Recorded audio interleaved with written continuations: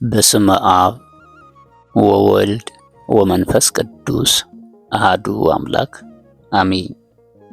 ሰኔ 20 የኢትዮጵያ ኦርቶዶክስ ተዋሕዶ ቤተክርስቲያን ሕንጸተ ቤተ ለእግዝእትነ ማርያም ብላ ታከብራለች። የኢትዮጵያ ኦርቶዶክስ ተዋሕዶ ቤተክርስቲያን ይህን ማክበሯ በዚህ ዕለት ምንድነው ቢሉ እመቤታችን ባረገች በ4 ዓመት ጳውሎስና በርናባስ ፊልጵስዩስ ገብተው ሲያስተምሩ ሕዝቡ ማምነው ተጠመቁ። እንግዲህ ወደ ቤተ ጣዖት አትሄዱ አሏቸው። ሕዝቡም የለመድነውን ከከላከላችሁንማ መካነ ጸሎት ስጡን አሏቸው።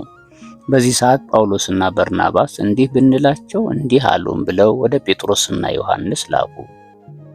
ጴጥሮስና ዮሐንስም አልቦ ዘትገብር ወይምንተኒ ዘእንበለ ትእዛዙ ወምክሩ ለእግዚእነ ኢየሱስ ክርስቶስ፣ ያለ ጌታችን ፈቃድ አንዳች ልታደርጉ አይገባም፣ እናንተም ጸልዩ እኛም እንጸልያለን ብለው ላኩባቸው።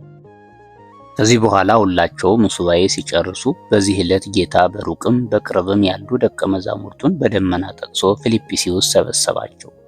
ዮሐንስ ጌታዬ ለምን ሰበሰብከን ብሎ ጠየቀው። ጌታም በእናቴ ስም ጽንፍ እስከ ጽንፍ አብያተ ክርስቲያናት እንዲታነጹ ፈቃዴ ነውና ሕንጻ ቤተ ክርስቲያን ላሳያችሁ፣ ሥርዓት ላስተምራችሁ ነው አለው። ጌታችን አምላካችን መድኃኒታችን ኢየሱስ ክርስቶስ ይህንን ብሎ ወደ ምስራቅ ወሰዳቸው። ተራርቀው የነበሩ 3 ድንጋዮች ነበሩ። በታምራት አቀራርቦ ቁመቱን ወርዱን መጥኖ ሰጣቸው። ዋይባንኒ ይለመልሙ በእዴሆሙ ይላል። እሳት እንዳየው ሰም ከእጃቸው እየለመለሙ እየተሳቡ ቁመቱን 24 ወርዱን 12 አድርገው ሰርተውታል። ወይዜኒ አንትሙኒ ከመዝ ግበሩ፣ እንግዲህ እናንተም እንዲህ አድርጋችሁ ስሩ ብሏቸው አረገ።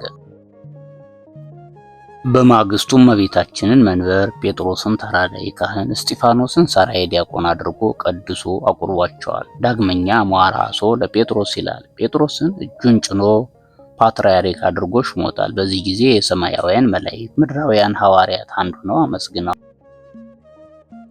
በሰላ ሳይባን ገጸ ሥላሴው ለአእምሮ ሐኒጸ ቤትኪ ድንግል ደረፈጸመ ሳረሮ አመወረደ ለበዓል ምስሌኪ ባይብሮ እንዘይብላ ቃለ ለዘምሮ ልዑል ቀደሰ ማይደሮ ደናግል ለጽጌኪ ዘበጣ ከበሮ እንዲል።